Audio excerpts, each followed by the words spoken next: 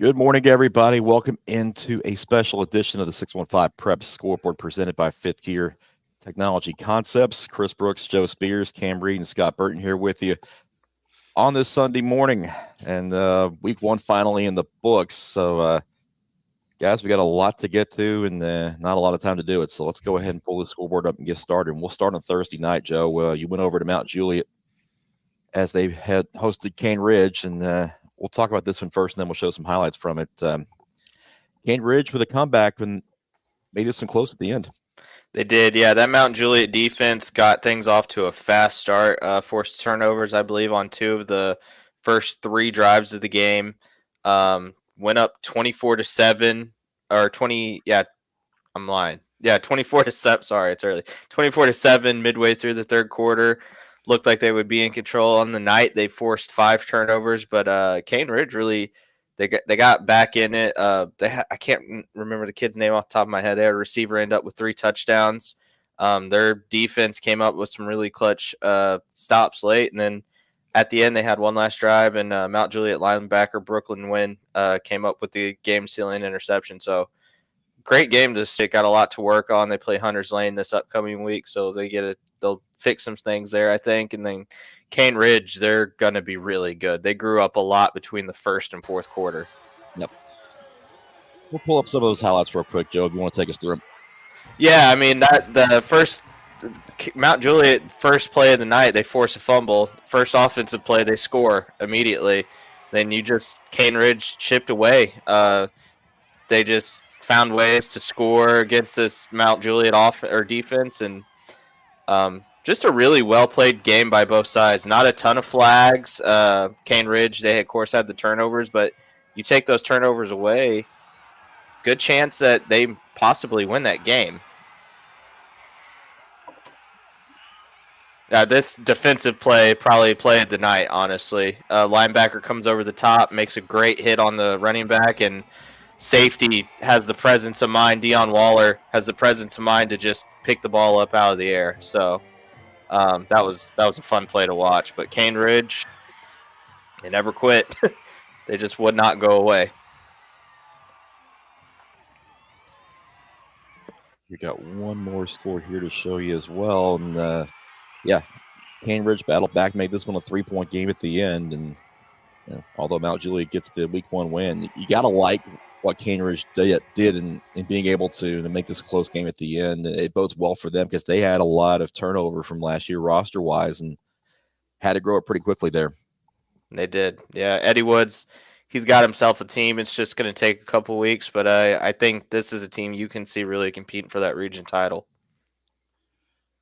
So next week it's Cane Ridge at Ravenwood, and Mount Juliet stays home to host Hunters Lane.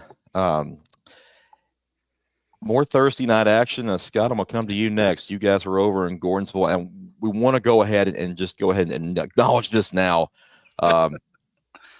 Your wife, Annette, obviously was on the sideline recording, and a collision, unfortunately, injured her, and she's now resting at home. And obviously want to send our best wishes to her and for a speedy recovery, for sure.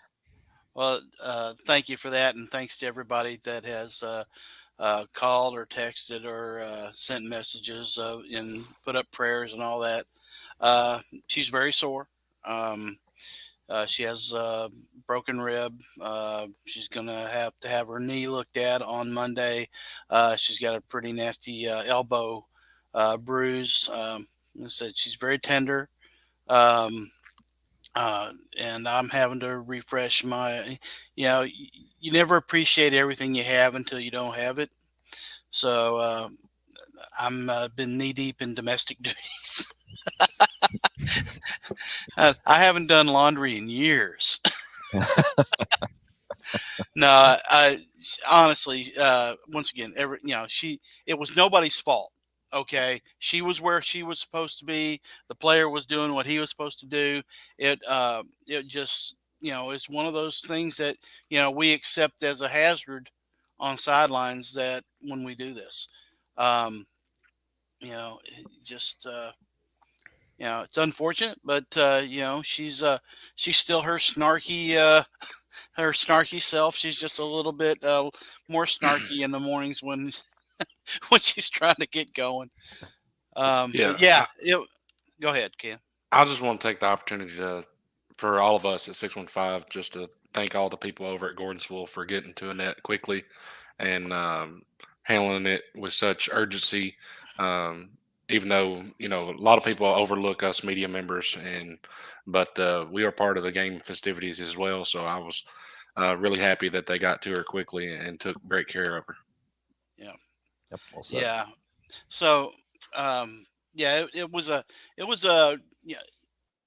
Truthfully, the atmosphere there. Getting back to the game, and you guys know how it is. You don't want to be the story. You want the story to be the story, and um, you know, it was a playoff atmosphere over there. This was the first touchdown in the second quarter. Jermaine Owens broke loose, and it had really been a hard fought game there, but as is so many. Here's another touchdown at that put them up 14-0. But Gordonsville wouldn't go away, and quite frankly, there was a well. You see that yellow flag there?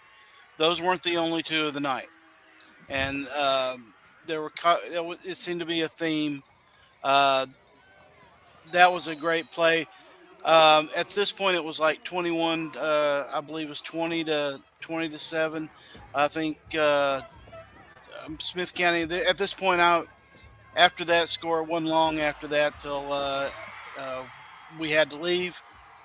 Um, After this score, so I believe there was a pick six by Smith County and then another score by Gordonsville. Tough fought game. What I saw out of Smith County was their quarterback play. I mean, it's hard to replace a Caden Powell, but they're not as weak in that spot as people might think.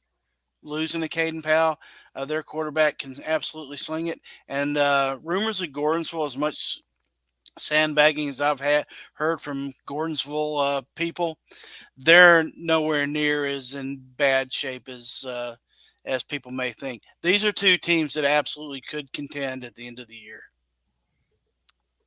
Yeah, Smith County for the second straight year wins that rivalry opener, 25-19, the final in that one. They'll travel over to Smithville to face DeKalb County next week, while Gordonsville's going to stay home and Watertown pay a visit to Ernie Ford Field. So good one for the Owls. Tigers didn't look bad though, and should go well for them. One connection to keep in mind watching Gordonsville the rest of the season: Foster to Gentry. That one's going to happen a lot. Yes. Really good connection. I thought Foster looked really good for a first start as a sophomore, and Gentry may be one of the better receivers in our area that's overlooked. And I need to thank Cam for stepping in and helping us keep everybody informed. And his concern, he was one of the first ones who hit me up, and I appreciated that. Keeping the Thursday night theme intact, I was over at Laverne for this one. I don't have any video for you because of technical issues with that, but it took a while for us to find any points at Laverne Thursday night. West Creek and Laverne offenses didn't get off the ground very well at all. Neither team got inside the 20 until midway through the fourth quarter. When they finally did, Laverne had the first shot at it, but Davion Brown fumbled inside the West Creek 5-yard line. However, on the next play, he made up for it, forcing a West Creek fumble out of the back of the end zone for a safety for the first points. And then he added the 16-yard touchdown with 3:31 to play. West Creek got on the board in the final 90 seconds. Deshaun Swanson hit Daniel Honeycutt for a 46-yard touchdown. That's all the Coyotes were able to get. And Laverne gets on the win column in week 1, 9-6 over West Creek. And a good start for the Wolverines, who will travel to Siegel next week. And West Creek will head over to Green Hill. And there's some other Thursday night games that we'll talk about later as some teams headed out of our area, but we'll get to those toward the end of the show. Let's move on to Friday night. Alcoa 35-14 winners at Ravenwood. And kind of what we might have expected there. Alcoa still looking like the team to beat in 3A, guys. Yeah, from what I could tell, it pretty much was dominance for the Tornadoes. from start to finish. Just one of those games that Ravenwood really couldn't get any momentum going. But we all expected Alcoa to come out on top on this one. Thought it may have been a little bit closer, but not totally surprised. Ravenwood, we said in the previous show that they had things that they needed to figure out, and and that's obvious. And Alcoa just looks like Alcoa, in regular season form. Yep. Ravenwood gets Cane Ridge, as we spoke moments ago about next week. So the Raptors will try to bounce back against the Ravens in that one in week number 2. Our spotlight game, which I don't have those highlights up right now, but you can look at those on YouTube later today. Brentwood wins 38-14, and that might have been the most impressive win of week 1 from just a one-sided standpoint. Brentwood's balance really showed. They wanted to be able to team to throw and run it, and they were able to do that. Their line was fantastic against Blackman. They led 38-0 in the third quarter. All 3 phases really got involved: offense, defense, and special teams. Trey Doris had a couple of touchdown runs, one of them a 58-yarder. And then Baylor Hayes, his arm talent is impressive, and he showed it most of that night, although he did throw 2 interceptions, a couple of throws he certainly doesn't need to make, and he acknowledged that after the game. But he dropped a 41-yarder to Matthew Manning in the end zone that was just an absolute dime. And if you watch those highlights later this afternoon, you'll see that throw. It was just a great throw by him. And Brentwood's off to a solid start. Blackman added a couple of late touchdowns. Caden Perkins and Jabari Kemp scored for the Blaze in the fourth quarter, but Brentwood rolls 38-14, and they draw Brentwood Academy next week, and that's going to be a fun one to keep an eye on.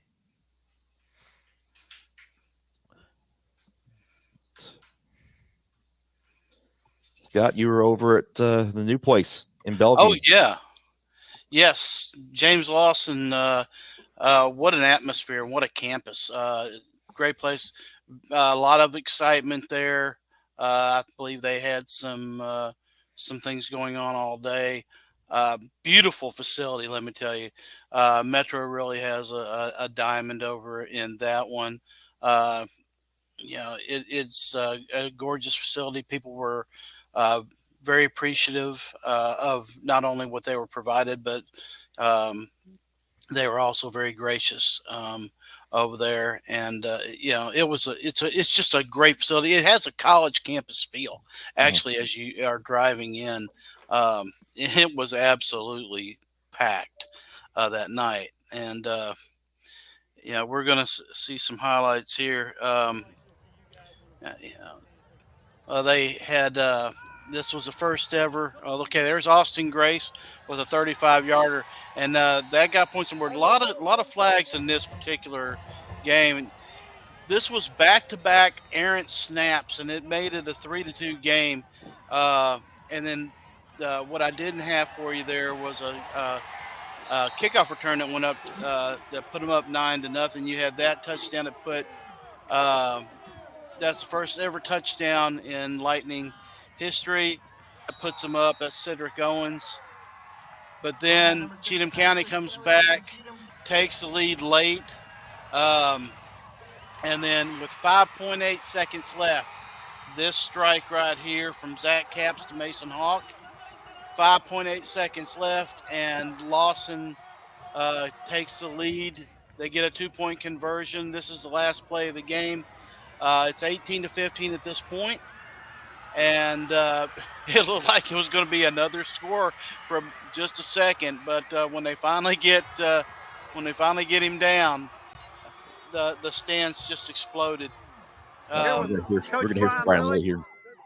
Coach, we talked just a week or so ago about this game and this being the game you had circled.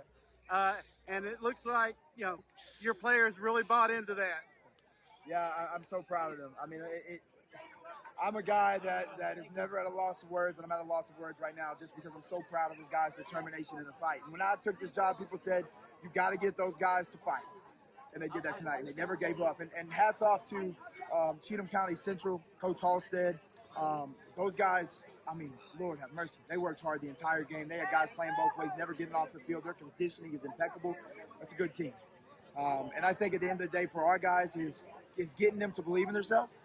We've continued to see things that are the writing on the wall and is it getting there and whatever it may be. And we're heading in the right direction. We're not where we need to be, but we're heading in the right direction. Now, right before halftime, you had that unfortunate turn of events. You gave up the safety, and then you had the run back, and all of a sudden you found yourself down. What did you tell your guys at halftime? Do your job. Do your job. It's the most important thing. I think it's the speech that's given at most halftimes, right, is to do your job. That we're doing the right things. We got to make sure we're capitalizing, right? We had a guy that snapped the ball over his head for safety. We didn't keep contained on the kickoff return. So those are the things that was just somebody not doing their job. And it's the detailed things. And so we had a conversation because last week at the Jamboree, we were down 7-0 at half. And I told those guys, we had a long conversation about how it was a game isn't a half, it's a whole. And it was the same thing right there. We found ourselves in the same situation of what we did last week. We grew off of it, we bounced back, and we caught the dub. Coach, one other thing we talked about was how big that getting the first victory for James Lawson would be, and that these kids, you didn't want them to put all that on them. You feel like they, kind of calmed down and stayed in the moment? I think so. We as we got maybe getting tired allowed for us to not make as many dumb penalties. I think we were just a little overly aggressive. I'm proud of them for fighting and to be able to get into situations, but we got to clean up those. We got to clean up our substitutions. But the biggest thing for our guys is what I said, is when we were in off season doing mat drills in the hot wrestling room in Hillwood, it was, what's going to happen when you hit that wall? Are you going to continue to push? And I think all of that is forsaken if you don't get on the field and you don't put it to action. And we did that tonight. And so I'm so proud of our guys. Coach, James Lawson High School, 1-0. 1-0, baby. Hey, let's go Lightning. Thank you so much. Thank you much. Yeah, it's a big moment for that school. And 18-15, the final there. Fun night. The game circled up. That was the game they had circled. Remember? Yep. Yeah, we The talked in first the one. media day. Yeah, the first one, and they got it out of the way. Yeah, they very excited. And he was very gracious, and his team was very gracious in victory. Cheatham County, they Tadarius Bright, very good talent there, and they have a really good player there. Just came up short. Clarksville opens with a bang, 56-0 at Montgomery Central. The Wildcats start 1-0 there. They have their traditional rivalry game with Springfield on the docket next week, while Montgomery Central is going to try to find some points and bounce back as they head over to the other new first-year school in the area at Kirkwood up there in Clarksville. So big win for the Wildcats in week 1. DCA, also big win at Easel Harding, 42-7.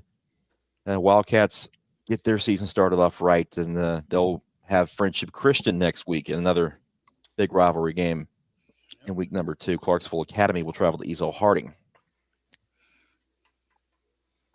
Dixon County, an 18-0 shutout win at Creekwood. So the Cougars get a big start to the 2023 season with a shutout win over their rivals over there in Dixon. Maybe the surprise score of the week, East Nashville 45-6 winners at Pope Prep. And we all knew the Eagles were going to bring back some talent, but I mean, they put a hurting on the Knights. Yeah, this was the game that I saw the score and I was like, man, I predicted Pope Prep to win. I just thought with Elijah Robb coming back, they might have something you just didn't know that East Nashville has. I think we know what East Nashville has. Yeah. So I had concerns with Pope's defense after seeing them against Nashville Christian, and this was a good game for a big portion of it. Like, I believe the score at halftime was 13-6, if I'm not mistaken. Just snowballed late in favor of East Nashville. I believe they scored like 21 points in like 4 minutes or something like that really separated this one. Yeah, the Eagle defense came up with 2 interception returns for scores in the second half and able to really help pull away for a 39-point victory. Eagles are going to travel up to Kenwood. As far as their it also too. East Nashville's going to be on the road for 8 weeks until their turf field's ready at home, so they're going to be doing this quite a bit. But they can kind of take that anger out a little bit on everybody else, and they'll go to Kenwood next week. Pope Prep's got to bounce back fast because Father Ryan's coming in for their annual Bishop's Cup rivalry game next Friday, and the Knights a bit reeling after a lopsided loss in week 1. Well, we knew that their defensive backfield was going to be, and it was going to be take some time to come together, and next week doesn't get a whole lot easier. East Robertson 42-20 winners at Liberty Creek, and the Indians trying to make a name for themselves again this year, and that's a good way to start for them. They'll host Houston County next week. Liberty Creek is going to travel up the road to White House. Watertown in the shutout victory over Forest 17-0. The Purple Tigers get a home win there to start the season 1-0. They've got to travel to Gordonsville in week number 2, while Forest is going to host Cornersville. Northwest falls to Fort Campbell 20-17. The Vikings on the wrong side of that one. They're on the road next week at Wilson Central. Centennial, the Battle of Franklin. The Cougars get it done 34-14. This one was close for a while, but the Cougars kind of became a second half team in week 1 and pulled away for this one. Yeah, Dominic Reed had a huge game for Centennial. He's going to be a guy we're keeping an eye on all season. I believe he had only had 100 yards, but he scored 4 times. Jamal Stewart's got himself a team in Centennial, and I think this is a team that could make a ton of noise this year. Yep. Well, Stewart's one of those first-year coaches at his new school that got a win in week 1, and we'll talk about several of those later on. Grace Christian, 36-6 winners over Freedom Prep. Lions 1-0, and they'll hit the road next week to travel to Trinity Christian. Friendship Christian, no trouble, 46-0 winners at Clarksville Academy. The Commanders, the defending Division II single A champions. Now, some people think that they're down. They didn't look like it in week 1. No. Stratford, 38-19 winners over Glencliff. And Anthony Law gets his first win as a head coach over there for the Spartans. Green Hill, 44-13 winners at Northeast. The Hawks get it done on the road in a big way in week 1. And they'll come back home to open their home schedule against West Creek next week. Northeast on the road to Hendersonville. Springfield, 20-10 winners over Greenbrier. Now, the Yellow Jackets had shut out Greenbrier the past 5 years, but this one was 10-10 at halftime, and Greenbrier put up a good fight against Springfield, but the Yellow Jackets extend the winning streak in that rivalry. Yeah.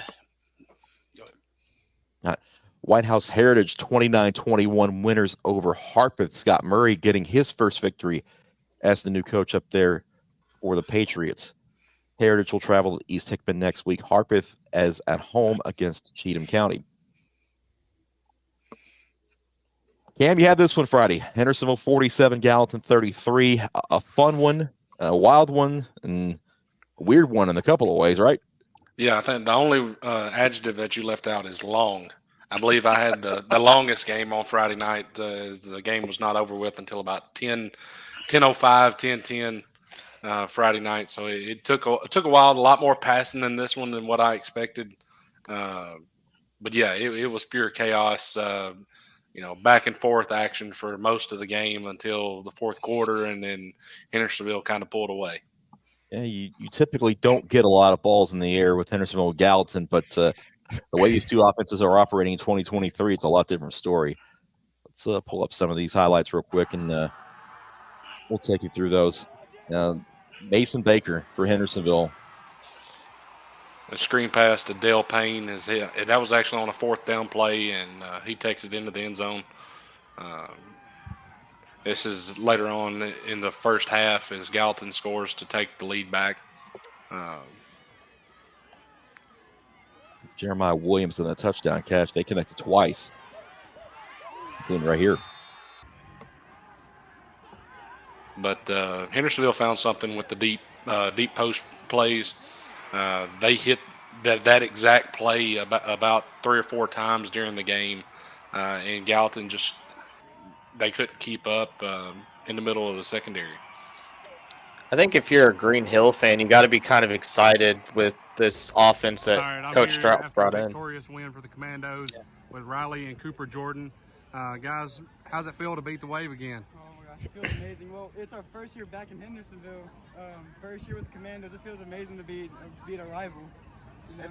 It feels great to be back in town and be back with our buddies and back on this team. So, Riley, you had a big catch on, I believe, the third possession of the game that really set the tone for the offense, especially taking advantage of the secondary.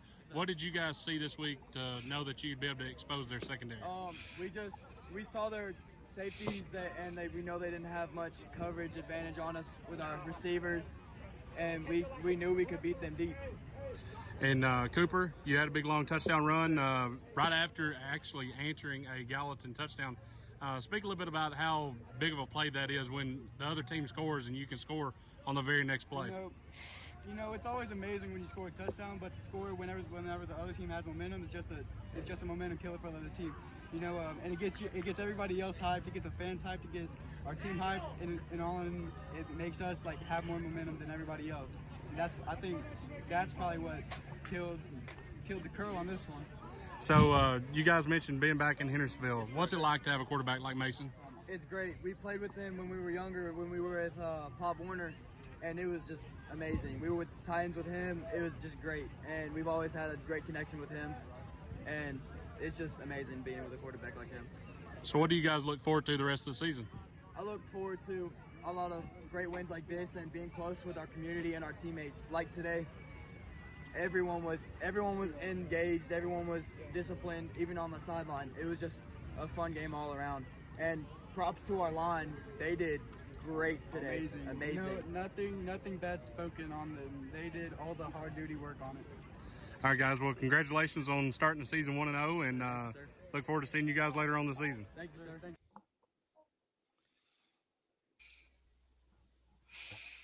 you. Big one for Hendersonville, 47-33 is the final of that one. Hendersonville gets Northeast at home next week. Gallatin travels to Station Camp for a Mayor's Cup showdown with Bison. Yeah, great sign for Gallatin. And I talked to Coach Stroop after the game and mentioned this to him. In the past, this Gallatin team, when things would go awry, when they would give up a big play, they would hang their heads and they would, take a few plays off and that sort of thing. And they did not do that in this game. They showed a lot of fight, which was great, a great sign for trying to build a program like what we always talk about.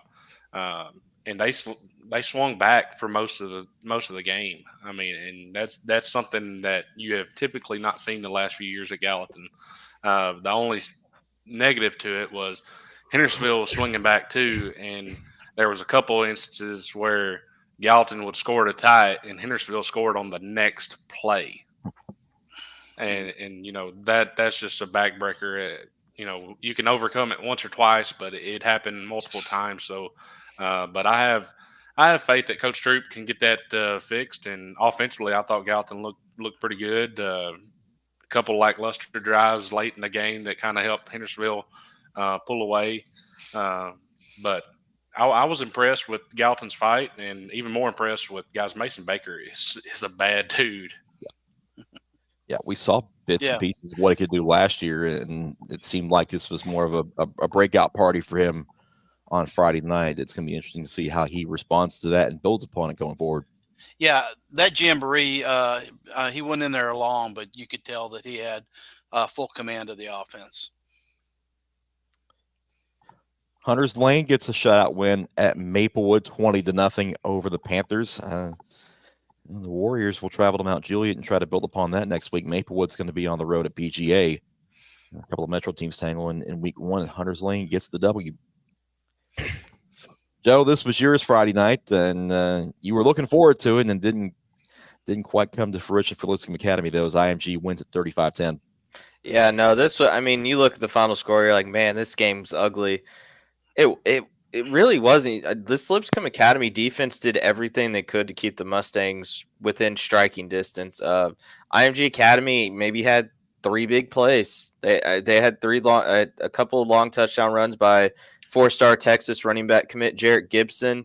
They had a long touchdown pass as well right before the half that made it 21-10. And then at the end, just kind of a broken screenplay that they took to the house, and nothing really that bad for Lipscomb's defense. Just some things to clean up on. Offensively, Deuce Knight did what he could. The Mustangs need to figure out somebody outside of Dylan Lorick who can become a consistent target for him. But when you're going against a defense with a 5-star Georgia cornerback commit, a 5-star defensive lineman who seem to be in the backfield on every play, there's just not a whole lot you can do. I think Deuce is in for a big season. He's only been with Lipscomb Academy for a few weeks now. Once he gets a better grasp on this offense and builds that connections with his receivers, I think the Mustangs will be just fine. My standouts for this game, though, Edwin Spillman and Chris Thompson. I think they combined for 30 tackles, 5 sacks in total. Chris Thompson had 3 of his own. Edwin had a big game, kind of like Edwin does. Chris Thompson's only a junior. He's a guy that we're going to see a lot of this year, and come next year, he's going to be the guy we're talking about, like we do with Edwin, who's picking up those major offers. So a lot of things for Lipscomb to work on. Kevin Mawai said after the game that there were, but he didn't seem too disappointed that with this result. And next week they got another big one down in Mobile as they take on Saraland. Long road trip for the Mustangs, and they're going to try to bounce back and build upon the good things they did in week 1. 35-10 for IMG Academy, and we'll see if Lipscomb can bounce back and get in the win column next week at Saraland. Oakland did get in the win column in week 1, 34-14 over Independence. He kind of had an uncharacteristic night. They missed a couple of kicks and had some penalties, but the Patriots get it done at home. And Independence will host Page next week, while Oakland's going to hit the road for another road trip as well, and they're going to Indiana. Yeah, and they take on a really good Center Grove team that also picked up a week 1 loss. They played number 15 team in the country out of Ohio. It's going to be a very tough game. Coming from Indiana, having been to Center Grove, winning at Center Grove's hard, but that should be a fun game up there in southern Indianapolis. FRA had no trouble at home with Kenwood. The Panthers win 49-7, and Justin Geisinger's bunch 1-0 in the season. They'll go to Franklin next week. Kenwood's got to bounce back as he's national pays them a visit in week number 2. One of the games of the night, Friday night, Kirkwood gets their first ever victory. They do it in double overtime at Sycamore, 49-48. So Chad Watson's bunch, congratulations to that program for getting its first win as well. Yeah, a lot of offense there. Kirkwood looks, we knew that they looked good. We didn't know how they do with live competition. We know now. 11-39, Antioch 28. Now, I told you on our State 48 show this week, this was a game to watch to see how Antioch came out, and they led this game at halftime before Lebanon kind of got on track and pulled away in the second half. But a good step in the right direction for Antioch to be competitive in this game, and that's going to serve them well going forward. I think that loss streak comes to an end this year. The Bears got some guys. They got a great coaching staff. They're going to pick up some region wins in particular, I think, this season. Yep. They're home again next week against Nolensville. Lebanon will hit the road to the Upper Cumberland. They'll play Upperman in Baxter next week. Joe Burns falls in Justin Robeson's debut, 27-14 to McEwen. The Red Devils are going to hit the road to Ballard Memorial in Kentucky next week, while McEwen is going to host Hickman County. Hillsboro, a big week 1 win, a 40-7 victory over McGavick. And Burrow's going to try to bounce back after a disappointing season in 2022, and it's a good way to start there. They're 1-0, and they'll head to Overton next week, while McGavick is hitting the road to fellow Metro team Stratford. Cannon County falls to Monterey, 25-14. The Lions, we saw them in our jamboree. They looked decent in the exhibition season, but they're going to start out with a loss here as the Wildcats go into Cannon County and win 25-14. Cannon County on the road to Providence Christian next week. The tone was set pretty early on this one. The opening kickoff bounces over Monterey's returner's head, and they have to wind up recovering at the 4-yard line. So you think that things are going Cannon County's way right off the opening kickoff, and Monterey went 96 yards on that opening drive and really took control of the game early on.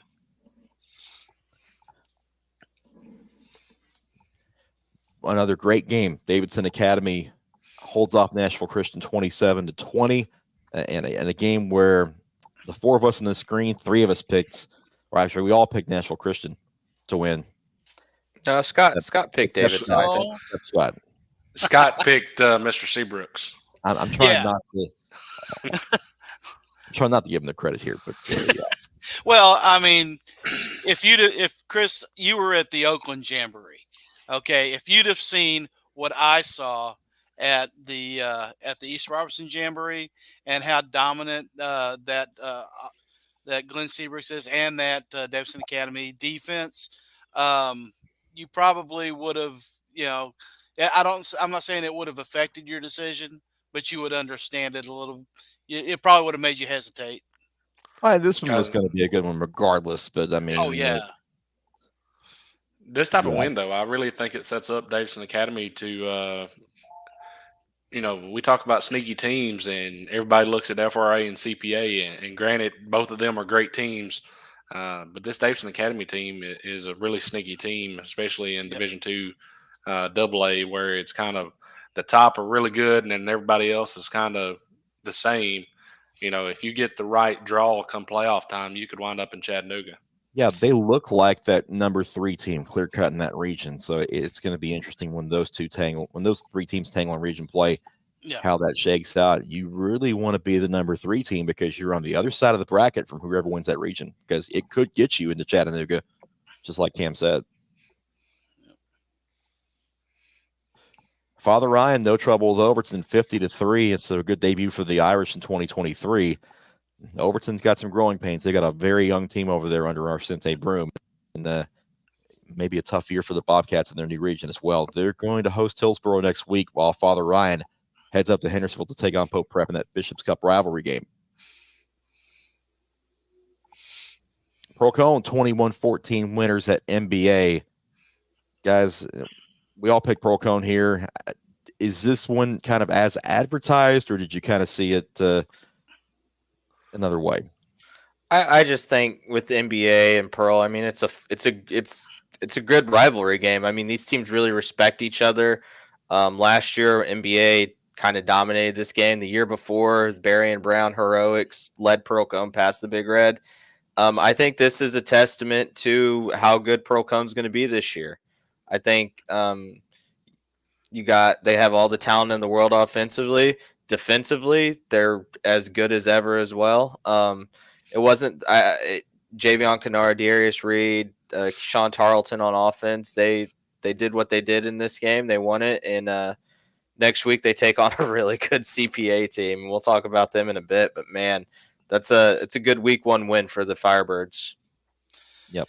Yeah, this really kind of went the way I expected to go. We talked about how young NBA was going to be and how it was going to take time replacing 30 seniors on their team.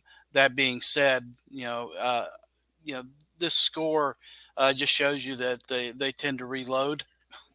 But how about Pearl-Cohn? We knew they were talented. If they could come out of the gate with 2 wins, one over NBA and the other over CPA, what a statement that'll make. I think the biggest thing for Pearl-Cohn, get out of these first 2 games relatively healthy and get ready for region play, because if you do, then they've done some good things, and they'll do some good things next week against CPA as well. And it's a game that we're also going to have spotlighted for next week. So stay tuned for that when we get to next weekend. Eagleville, a shutout winner over Providence Christian. The Eagles take that one 14-0 at home. Providence Christian will host Cannon County next week. Eagleville's got Community on Thursday night, and what is the only Thursday night game scheduled in this area next week. Mount Juliet Christian, a big win over Republic, 35-6, and the Saints haven't had a lot of success the last few years, but get off on the right foot, and they're going to need a little more luck next week. They're going to travel to Lookout Valley in week number 2. Republic travels over to Glencliff. Another one of those really good games we talked about. Nolansville knocks off Rockville 21-20, and the Knights, even after replacing all that offensive talent, find a way to get it done in week 1. Rockville had a couple touchdowns called back, maybe changes this game, but hey, week 1 win for Nolensville over a Rockville team I think could still compete for a top 3, top 2 spot in their region. Great win for the Knights after they lost so much talent from last year's team. Yeah, huge testament to Coach Derek. Yeah, Nolensville's got to travel to Antioch, so they can't really look too far ahead because, as we just talked about, Antioch's definitely improved for 2023. Right. Riverdale, no trouble with Smyrna, 36-0. Both teams honored Coach Bobby Wells before the game, and Riverdale honored them with a big win and a shutout over the Bulldogs. Brock Montgomery, great debut for the Warriors. 96 yards, 6 receptions, and a really nice touchdown reception from Braden Graham. That duo is going to be electric this year. Yeah, now that Braden has weapons, just a great night for him. 17-22 for 261 with 5 touchdown passes. Oof. Wow. Rockville travels to Smyrna week 2. Riverdale hits the road for a good one going to Henry County, and that'll be a good test for the Warriors as they'll hit the road in week number 2.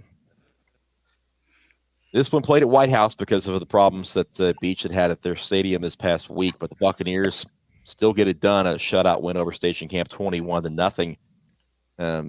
They're going to have to figure out some things to be able to play at their stadium this year, but Beach can get it done, whether it's at Shackle Island or at White House or anywhere else for that matter.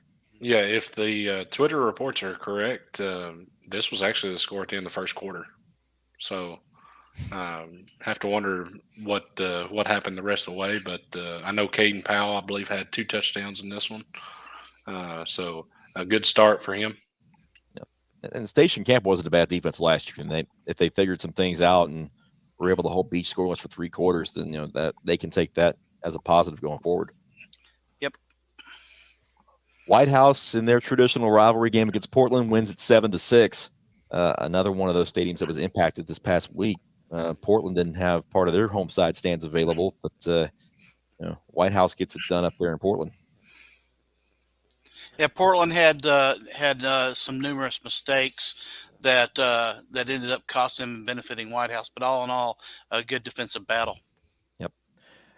White House gets Liberty Creek at home next week. Portland hits the road to face Greenbrier. Wilson Central, a 24-20 winner at Rossview. The Wildcats get a week 1 W and will actually be at home next week against Northwest, while Rossview is going to Kentucky to face Logan County. So yeah, big win for Coach Kuhn in his first game as head coach. I believe all of us are in conjunction in saying that he is going to get that Wildcat program headed in the right direction. It's just going to take a little bit of time. It's a good start for them, though, to get a 4-point win at Rossview. Yep. All right, it's the Saturday games. Joe, you and I were at Brentwood Academy last night, and let's talk about it. CPA down 16-3 in the second half, but they hold the Eagles scoreless throughout the final 2 quarters and get it done on the road, 17-16. Yeah, Ingle Martin-led teams, man, they don't give up, do they? We go into this game knowing George McIntyre. How is CPA's defense going to handle George McIntyre? Early on, he was dealing. In the first half alone, he was 14-14 for 144 yards.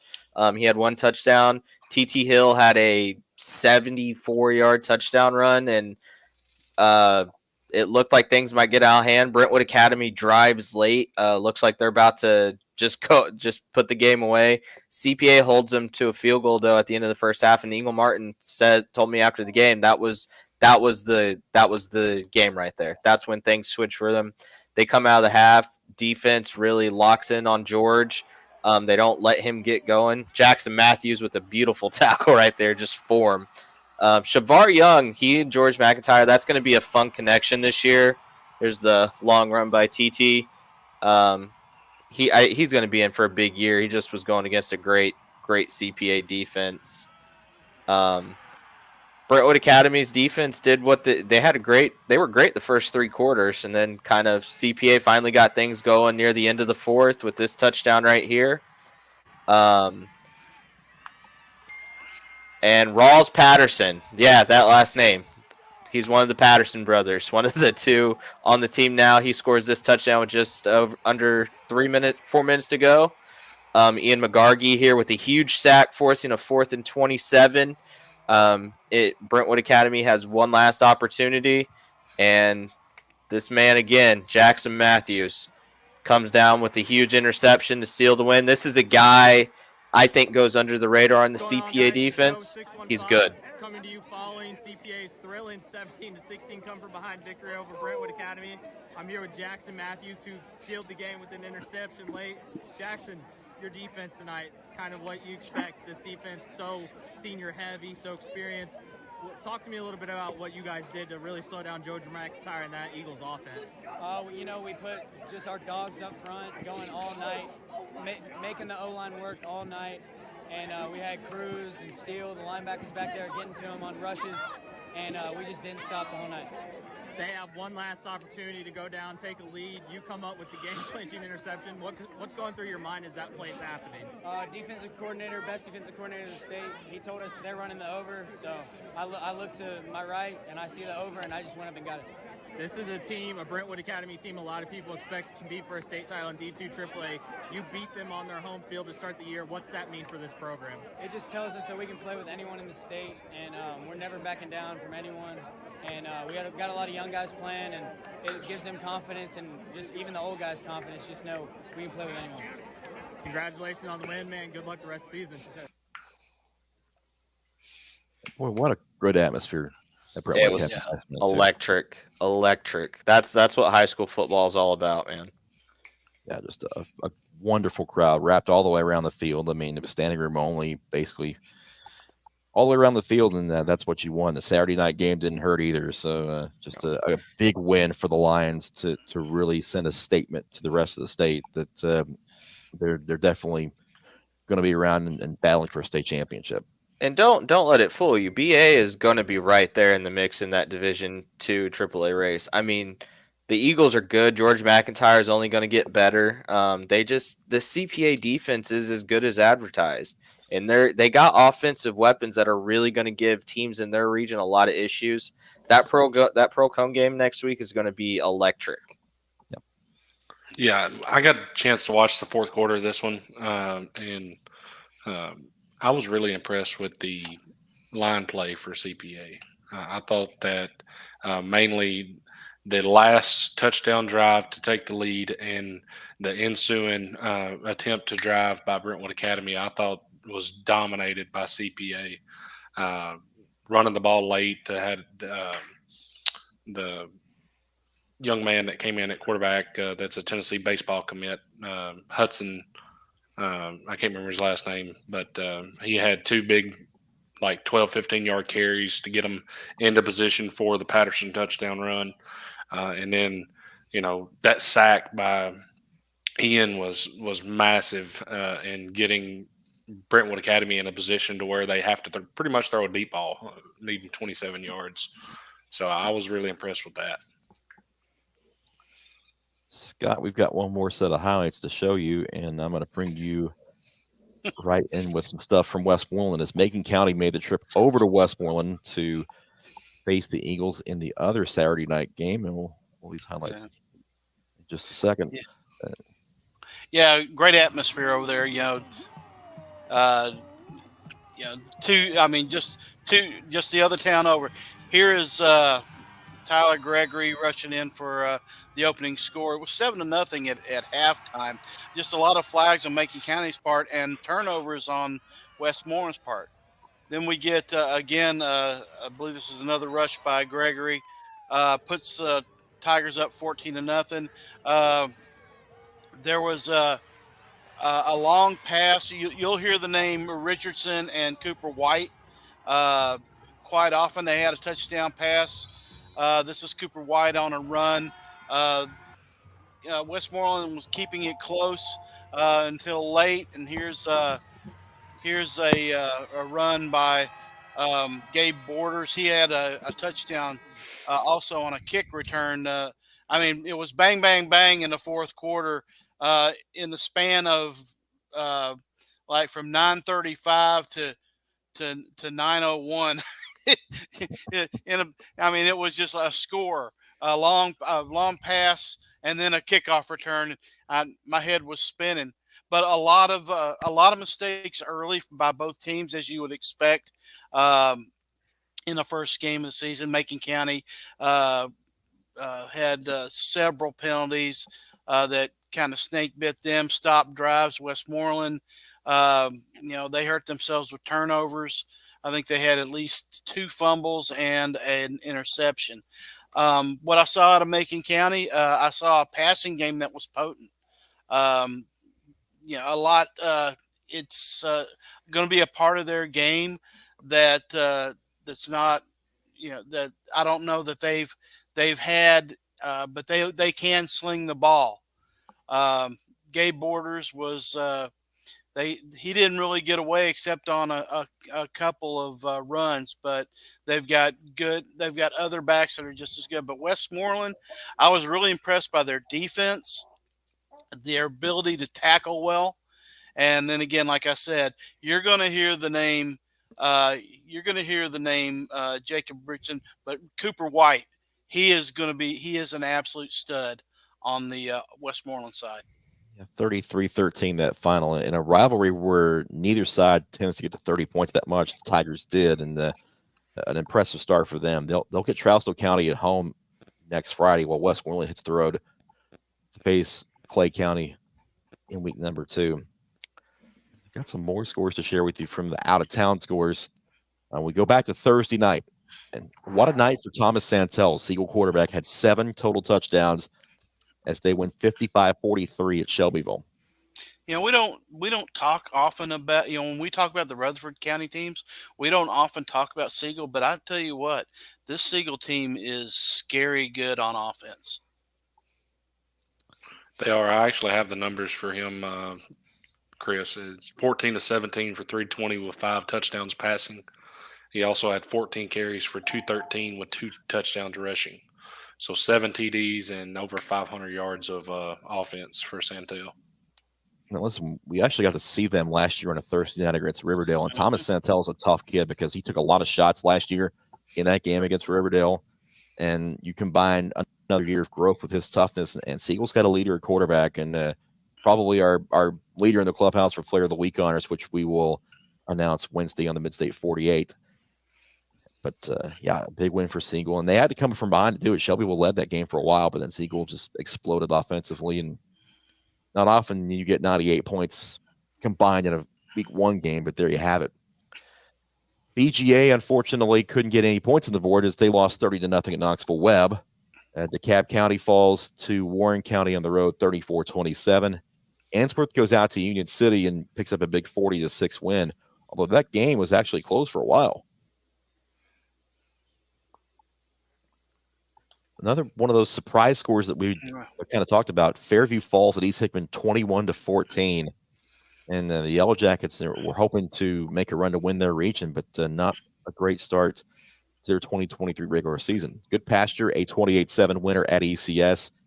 Another overtime game is this one, a triple overtime thriller at Columbia as Middle Tennessee Christian gets Christian Peterson his first win as a head coach, 33-31 at Columbia Academy. Yeah, big win for Middle Tennessee Christian there. So the Cougars get a 2-point win in triple overtime over Columbia Academy. Page in overtime defeats Giles County 35-34. So another one of those thrillers. It's going to be interesting to see, is this just a week 1 anomaly as far as Page's defense goes? Or is Giles County really, really good offensively? We'll tell in the weeks to come, but this one was a bit of a surprising score that Giles County put up 34 on Page. But Giles County, too, also a semifinalist in 3A last year that wound up losing to Alcoa. So it's not a bad football team, but Page does get out of there with a win in Pulaski. Red Bowling Springs, 61-0 winners at Sunbright. And listen, there have been seasons where Red Bowling Springs hadn't scored 61 points, but for them to put 61 up in week 1, an impressive showing for the Bulldogs there on the road. And this is a question that we can look more into the history of. Has Red Bowling ever scored 60? I'd have to look that up. You're right. Yep. But Cam, you have homework. Yeah, you have homework. That's your assignment for this week. Report back on Wednesday with that one.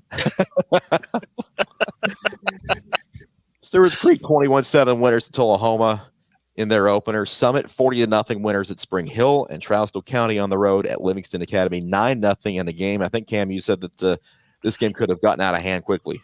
Yeah, Trousdale County pretty much controlled the game from start to finish. They had the ball inside Livingston's 20 three separate times and came away with 0 points out of those. So this one could have easily been like 30-0, which you hate to see that from a Yellow Jacket standpoint and not being able to finish drives. But defensively, it was a master class. I mean, they held Livingston to 108 total yards. Tougher test next week against Macon County, so we'll find out just how much improved the Yellow Jackets are pretty quickly here. I also understand that Livingston was without their quarterback in this game. Yeah, they split between Brady Coffey and I believe his last name is Hughes, but Brady Coffey was not available for this game. He was their starting quarterback the last 2 years. This year, they were, under my understanding from talking to some guys up there, they were going to do a 2-quarterback system. So not a total loss, but their starting quarterback from the last 2 years was unavailable for this one. Okay. Well, for a team that started 0-8 last year and had to win its last 2 to make the playoffs, it's a much better start for the Yellow Jackets this year, and they'll look to improve upon it next week. Yep. And our final score of the week, Whites Creek goes out west to Wooddale and gets a 36-6 win over the Cardinals, and another Metro team that gets an impressive week 1 win. So Metro overall had a really good week. That's great. I mean, you even look at Antioch, not a horrible loss to Lebanon, really close. If you're a fan of Metro football, great week, and then your top 2 teams pick up really big wins over some private schools. So that's a good week 1 showing. It really is. I'm looking forward to. I talked to Mark North at the Lawson game, and he showed me the field over Pearl Cone and the progress of the fields at East Nashville and Whites Creek. Those are going to be spectacular surfaces. It'll be really fun to see those teams, Metro teams, get to play on fields that are, worthy of their talents. And I just want to clarify real quick, because I've had people ask me, if you've seen that tweet, Vanderbilt is not playing at Pearl Cone next Saturday. So just wanted to clarify that for everybody. I'm just amused at how many people got caught by that and actually thought it was a real thing. Ridiculous. It's the state of where we are in 2023. And somebody tweets something and half the world thinks it's actually real. Do your homework, folks. Come on now. All right. Well, that's all the damage we can do for the first installment of the 615 Preps Scoreboard, presented by our fine sponsors at Fifth Gear Technology Concepts. And we want to thank them for coming on for another year, for sponsoring this show. We moved back to Saturday starting next week. So the only reason we're here Sunday morning is because of those games last night. So yep. We're back Saturday with our normal 9 o'clock start time, the same bat time, same bat channel, Facebook, YouTube, and Twitter. You can watch us on all of those. If you don't know that reference, ask your parents. I don't know. But should be a fun one next week. All right, Scott, spill it. What do you... Something got you tickled. Something got you tickled. I was laughing. Well, it was you. Yeah, the same bat time. I was actually wondering if Cam got it. Nope, he didn't. No, Joe didn't get it either. He's shaking his head. And he knew he didn't. Joe didn't get it. Yeah, you can tell which ones are. Yep, there's two generations between the 4 of us. Oh yeah. I would say Joe. 3. Joe comes back. Joe. Yeah, Joe yeah. I would say 3, but I don't want to. Thanks, but, on that. As a resident old guy, well, just call yourself an OG, okay? Just call yourself an OG, and you're good. Yeah, I'm the OG. Yeah, old guy. It's all good. It's all good, folks. Thanks for tuning in with us this Sunday morning. Hope you have a great rest of the weekend, and we'll talk to you Wednesday in the Mid-State 48, and we'll see you out next Friday night. Don't know where we'll be yet. Like I said, I'll be at CPA, but the rest of our schedule, we'll have that out next week. So take care of yourselves. Have a great one. We'll talk to you soon.